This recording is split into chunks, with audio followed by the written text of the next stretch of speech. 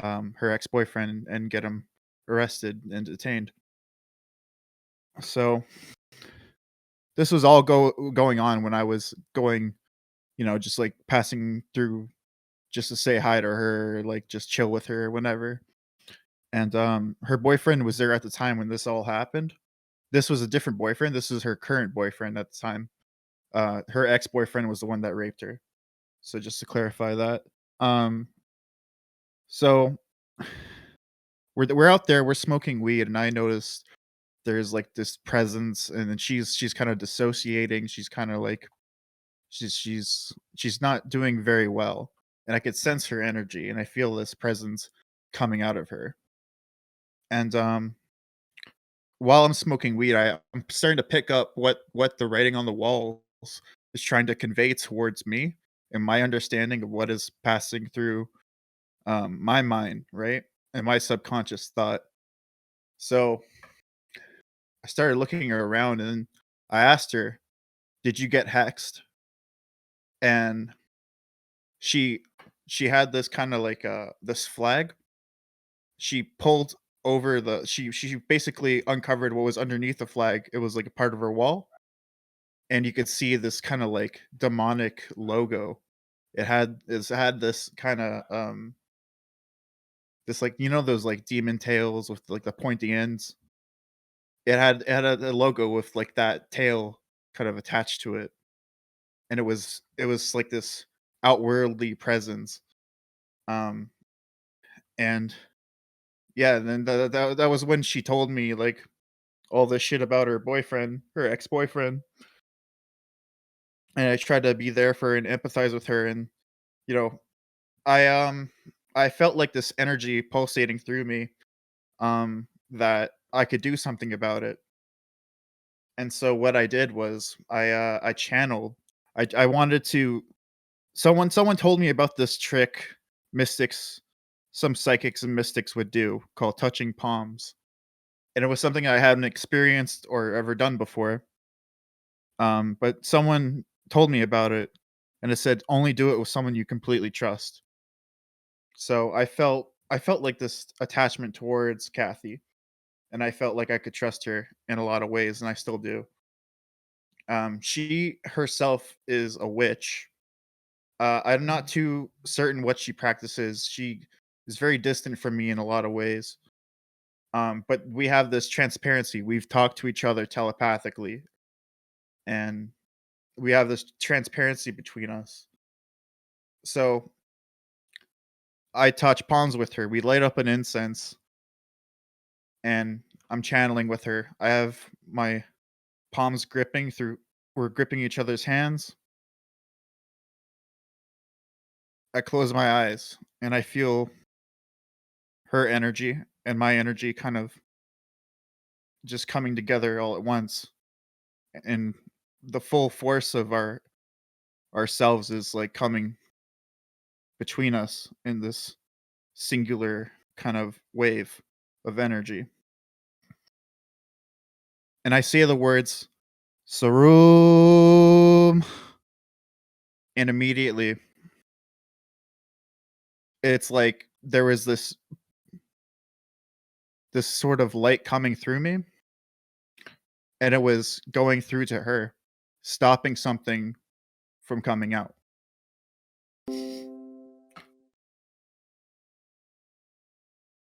At that point, I knew that she was dealing with something that was harboring against her will, and that wasn't helping her succeed in her day-to-day life.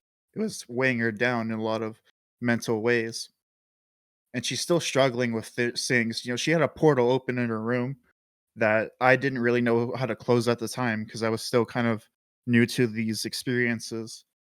Um, but I felt like she could do something in her power to do something for herself to manifest whatever she needed to get that portal closed.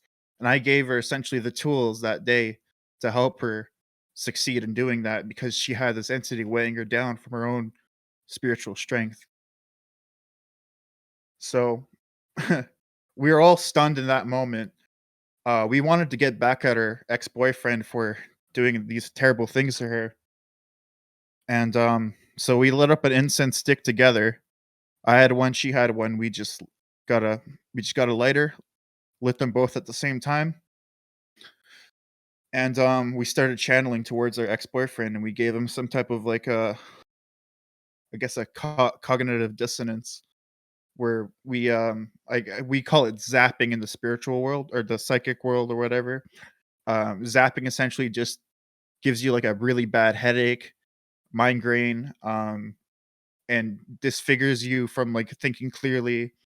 It overall it impacts like it could make you sick in some way. So we were combining all our effort and all our energy together, conjuncting into one thing, trying to get back at our ex-boyfriend and also figure out where he may be, and try to like track down who he may be talking to at the time.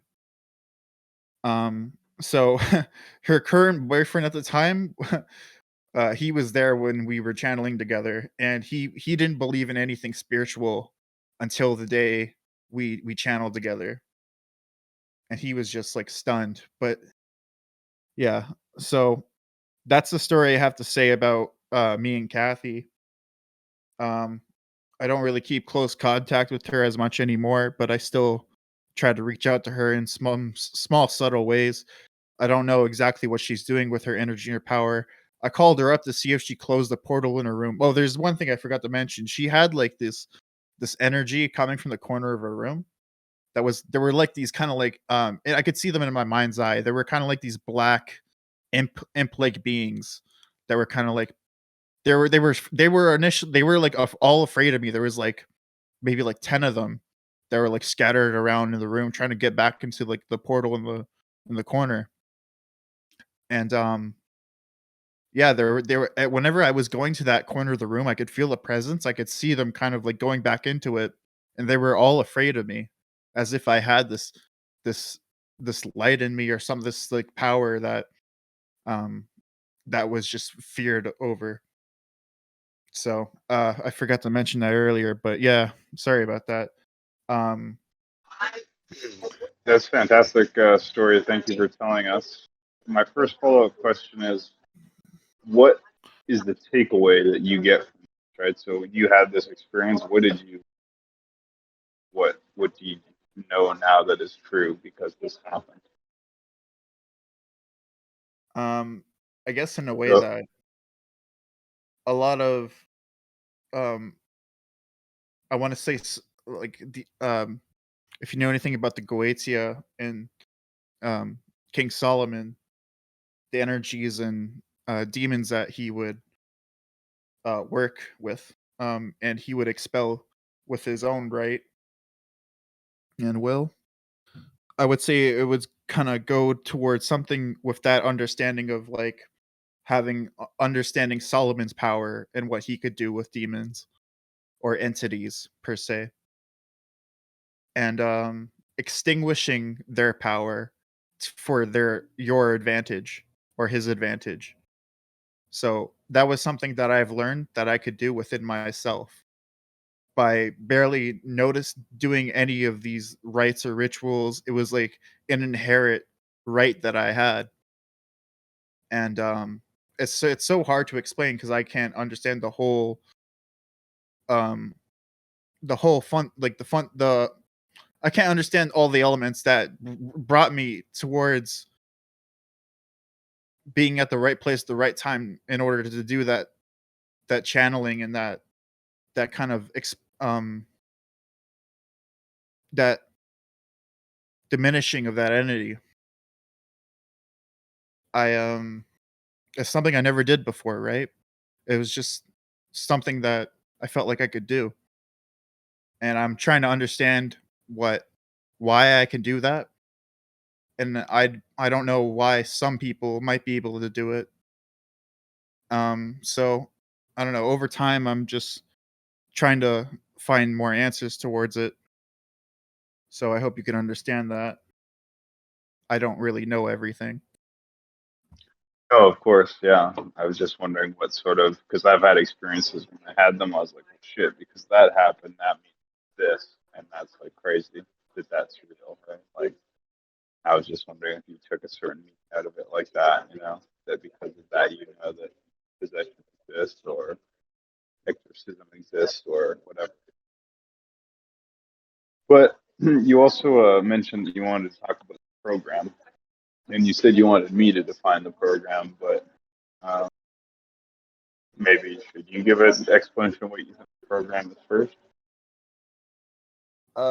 I guess, and to put it in simpler terms, I would say the program is like people around your environment in the state of knowing of your own preoccupancies and alignment towards certain attainments. In a sense, you know what I'm trying to say with that. Uh, can you say it again or say it a different way? So people throughout, like, around your environment, right? In just say in a day that are just aware of what you're doing or what you're thinking or what you're trying to do. Right. People around you are aware of it. And it's almost like they're plotting you in a way to um, go through an experience that you find very uncomfortable or perhaps mysterious and uplifting. Just a shocking experience overall, an adventure, right?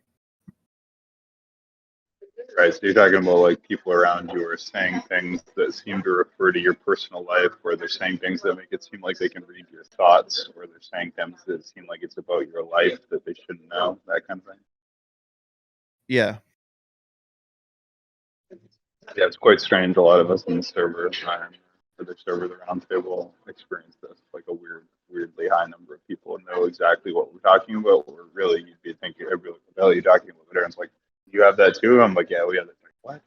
Like everybody here knows what we're talking about, and nobody else knows what we're talking about. But everybody here knows. A lot of people know. It's like that's quite strange. Yeah. So that's and you call it the Well, so the spiral spiral code. code and the program are related. The program is, as far as I can tell, some combination of intelligent top-down actors. Could be God, could be the devil, could be aliens, could be angels, could be demons, could be artificial intelligence, could be government intelligence agencies, could be supercomputer technology, could be any of those things, but top-down, right? Powerful things from on a higher level, acting down on us, social engineers, researchers, the CIA, the government, aliens, whatever. People have different theories. That's part of it. The spiral code is like what I describe it as is when the subjective experience of the person who's interfacing with the program or the spiral code starts syncing up with the external events, people, objects. The program talks about artifacts and agents, and then the program is the self-organizing entity. So it's a self-organizing entity that interacts with you through artifacts and agents. Artifacts are objects, graffiti, images, posters, anything physical. Agents are anything alive, people usually. And that's where the gang stalking, targeted individual, street theater part comes in, is the agents. But essentially, what you're seeing around you perfectly matches up in a one-to-one connection to what you're thinking. So you're like, now I think this, therefore that happens. Now I think this, therefore that happens. And like literally everything, people are walking out and like waving at you, and you're like, then there's going to be a guy waving, and he's like, hey, and then you're like, and now this is going to happen, and it happens. Everything is syncing up. It's fucking weird. All right. So now I guess I'm gonna dive right into my experience with the spiral code. So I hope you're ready. All right. From the start of it, I was in a really rough place at the time. I really wanted to excel myself spiritually, but I wanted to do it by means of using psychedelics to reach a state of Kabbalah that maybe I haven't reached before. Um, so I kind of ran away from home. I stopped taking my meds, and I tripped on LSD for a night at my grandmother's place. where only my dad was staying at the time. Um, so a couple of days later, me and my dad have an argument, and I kind of flee from home. And throughout the night, uh, I'm just I'm practically homeless. Like I didn't want to stay in that house at the time. I wanted it to just like just be alone, but also like I needed a place to sleep. So I was scattering around all over the city, trying to find some sense of peace and a place to be with. So I was just drifting all over in the city. I thought I'd stay in a homeless shelter, um, but there was kind of like a list there, and I didn't feel safe around there, so I kinda stuck around the homeless shelter for a bit, just noticing the people there, and, they had people with naloxone kits just waiting outside for anyone might overdose. So over it's like, it just in general, it's not like a safe place to be. Um, I had a couple of people that were doing drugs around the neighborhood coming up to me asking me what kind of drugs I wanted, what kind of drugs I do. Um, they offered me meth, crack, heroin, whatever I wanted. I said I just wanted a cigarette. They gave me a cigarette. I didn't even smoke it because I didn't feel like it would have been a safe cigarette to take from some random drug people, right? Um, so I started drifting through some neighborhoods. I went through this neighborhood where my spiritual awakening happened, actually. It was very traumatic. I'm not gonna get into the details of that, because I'm still trying to recover. It's been years since my spiritual awakening. I still can't fully recover from the events that happened because it was so vivid. But that's a different story. Anyways, I'm going through this neighborhood, and I noticed there's this telephone telephone booth, and on top of the telephone booth, there's like this kind of like this small comic book, and it says the contract. So I'm reading through the contract, this small comic book, and it's talking about it's just like some story. It's full of pictures, and it's talking about cursed bloodlines. Um, and in the comic book, it had an address.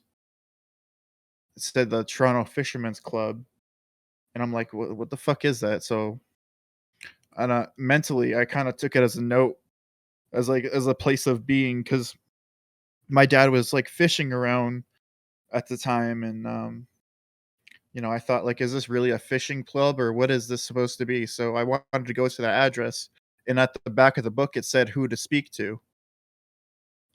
So after wandering around throughout the night, I kept the book with me, and around like five or 6 in the morning, I went out on my way to go to that address, and so I'm trying to get to this place, and as I'm walking there, I notice a couple weird things. Like I passed by this church called the Church of Christ, and there's like these people with like all dressed in black. They're wearing like these like shoulder bags. They all look like the same type of, like, they're all wearing the same type of outfit. I just thought it was really weird. I saw this indigenous man walking around with a sword, like he had a place to be.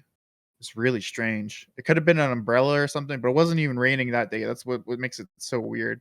Like, one of those swords that they're sheathed like an umbrella, or sorry, those umbrellas are kind of like sheathed like a sword. Yeah, so I don't think it was that. It was just some indigenous man walking around with a sword going somewhere. Um, so I'm going towards this place, and I stopped by this place called the snack shop, and there's these two guys. They're just about to start work. They have a couple hours to kill. And they're just getting high. They're just smoking weed. Um, No, inside I noticed they have, like, this gigantic lighter. I don't know why they have a giant lighter there for, so I didn't think of anything of it at the time, but that will be, in my story later as I continue. Um, so I'm talking to these 2 guys, they're just getting high. They're asking me where I'm going, and I'm like, "I'm about to go to um, this place. I don't know what to expect." And we're just shooting the shit. Just kinda like casual conversation, just getting to know them. Um, and, I'm asking about them and where they're coming from, and they said that, they're just trying to start work and, they have a couple hours to kill and, nothing about it. And then I said, "Oh, I'll let you know, when I'm done going to my place, like, what I witnessed," because I was kinda being mysterious about it because I wasn't too sure what to expect. So I make my way off there. I get to the place where I need to go, and it's this woman who's, like, rinsing out her recycling bin, and, I'm at the address where I need to be, and this woman that was emptying out her recycling bin was a woman I needed to talk to. It said on the back of the book is this old Asian lady that I needed to speak with. So, I start having the conversation. I asked her about the what is God, what is the light? I asked her a bunch of questions. I can't really remember everything I asked her, but one of the most important questions is I asked her, "What is the light?" And she gave me this little flashlight with the parable, "Jesus is the light of the world." I forgot what parable it was, but anyway, she gave me a light, a little flashlight that had the parable on it. And it was just like it all came together. So, um, I showed her the book that I had, the contract, and I tried to ask her some questions about it, and, she didn't really explain to what it meant, but she had 2 more books that were different, just like the contract. One was, like, how to get how to be successful, make money, and the other one was, like, how to be rich and influence people or something like that. And, I looked into the book, it was, like, how to be rich, and influence people, and I wasn't too sure what I was getting myself into. I just flip into one of the pages, and it looked like there was, like, this demon in a church, and he's saying, "I'm never gonna get out of here, I'm gonna be here forever." At that point, I closed the book, I hand it back to her. In my mind, I'm like, "This is the temptation. This is what God is trying to show me, that I'm greedy and I'm selfish. I want power, and it's gonna get me trapped." That's the lesson I took from it. I didn't read all of that book, I just flipped into a page, and from that in that instance, I realized what I had done, what I was doing, what this was getting me into. So, I gave her back bu the other 2 books she gave me, I kept the contract, and I made my way back to the snack shop. I felt that my experience with her was done. I asked all the questions I felt I needed to. I was on my way. My divine intervention had just been nearly completed, right? So I get back to the snack shop. One of the guys that I was talking with earlier, he was passed out in the car. He was gone, you know. So one of the guys was still awake, and I'm there having a conversation with him. We're just shooting the shit. Um, we're talking about like what will the world turn into, and like what if it's gonna be like, vampires running the world and just kind of mythical shit. Like what if the world was a different place, that type of thing. And he's like, "Oh yeah, vampires and all that shit would be really cool. I would love to live in a world like that." Um, Another thing I wanted to add, before I left, the snack shop previously, one of the guys shouted out something, talking about druids, like, he said something like, "He doesn't even know that I'm a druid." He shouted that out as I was leaving, and I still didn't understand why. So as I was coming back to the snack shop and I'm talking with him, I'm keeping a mental recap of that in my mind. What kind of people are these people? Or at least one of these specific guys. And so I show him the book that brought me there in the first place, the contract. He reads it, he goes through it. He's like, hmm, hmm, okay. What am I supposed to make of this? He's like, well, I don't know. You could try to learn just by merely observing, or you could let me tell you what I experienced. So I tell him what I asked, what I went through, right? And he's like, "What should we do with this book?" And I just had this kind of like evil little urge in me. I was just burn it, burn it, burn it. So what does he do? He goes and gets the lighter that was sitting on the table, this giant fucking lighter, and lights the contract on fire. He asked me the question, wow, I kind of want to understand more of about what that place was. I really want to go there now. Then I say to him, I can't. You can't. You just burnt your contract. Then I left, made my way home, knowing that I had a divine experience.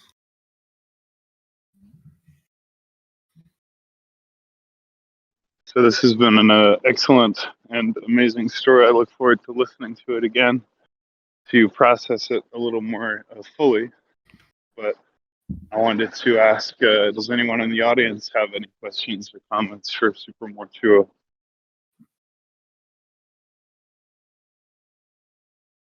Super Mortuo, where's things at now? Does any of this still playing out? Do you plan to revisit any of these people or these events? Do you have any, thoughts that have come up about what this all means?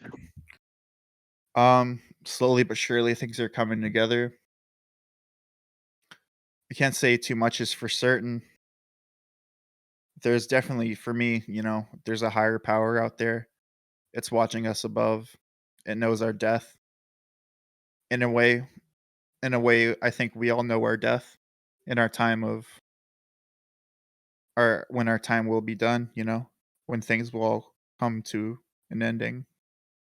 There will also be a new beginning. That's what I believe. Um Overall in the course of time things will add up and we just got to keep being stronger. And the lesson I took of it was like kind of walk in the footsteps of Christ. Do as those you as you would have them do unto you. Try to heal. Just try to heal. Heal the world. Be the light that Jesus wanted to be for the world. And we could we could see it through ourselves and through it with God that everything will be at its bay. Everything will be at its peace. And yeah, that's about it. Thanks, brother. That was beautiful. That's a beautiful story, beautiful reflections. And thank you for being the second episode of the Temple Mount podcast. Please find the first episode of the Temple Mount podcast already uploaded in the hashtag Temple Mount podcast channel of the Temple Mount server.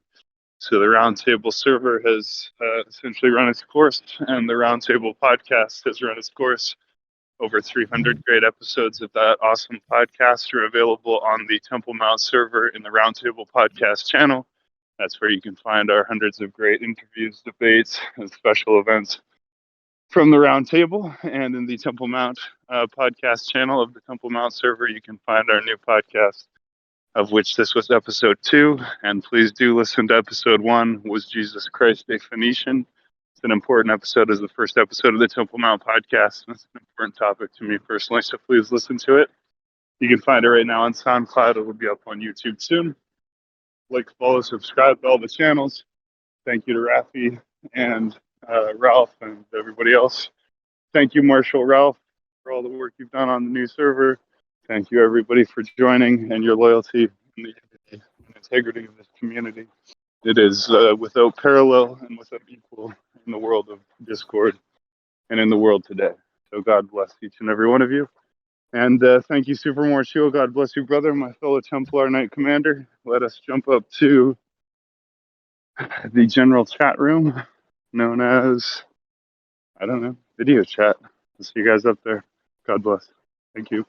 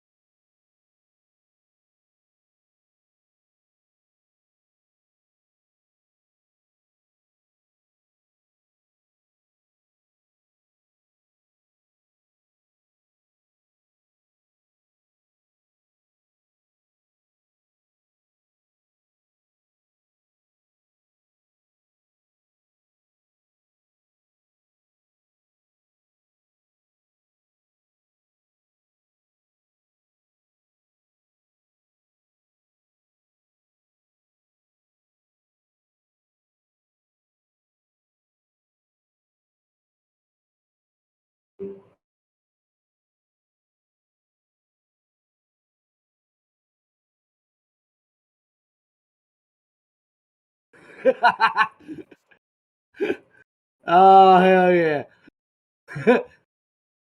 You like getting yanked around, don't you? He said, yank me around some more.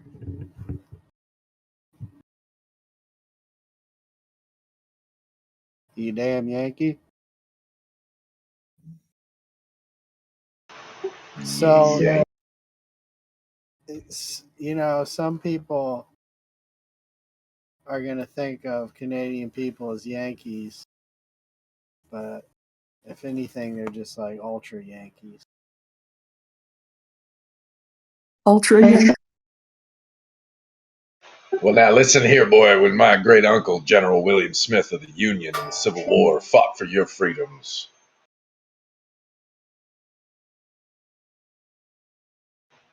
he didn't call y'all them there Yankees. He didn't call himself a Yankee.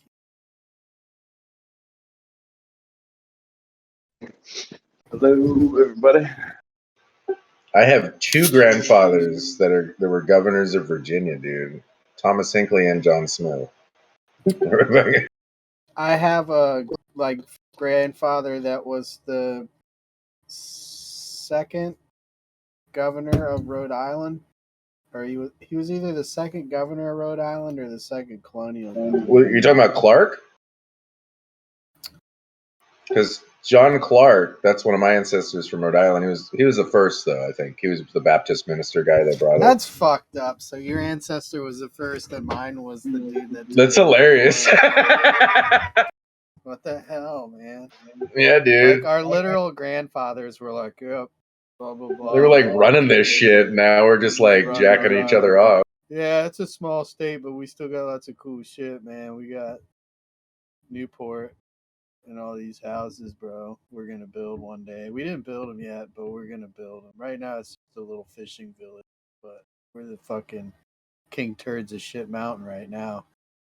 Hey, Ralph. King turd for sure. What's happening with the music bots? If you could explain to me with that, I don't see them anymore on the server. I don't see them either for some reason, but they're still here. I had them separated out on the list of riggers over there, and for some reason they disappeared, but they're still here. Let's see. Let me go back and look at the. I think I might know what's wrong. Yes.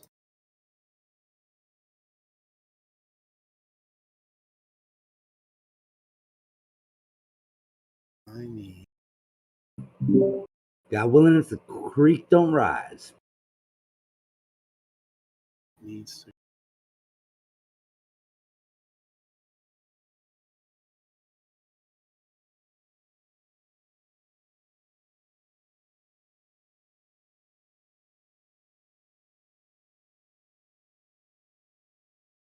For some reason, only one of them is actually showing up in that channel or in that thing.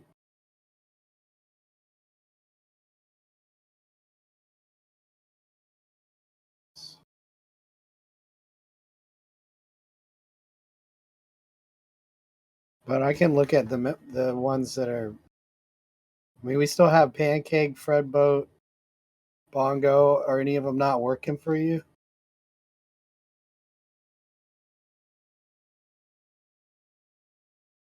I don't know why they're not showing up though. That's weird.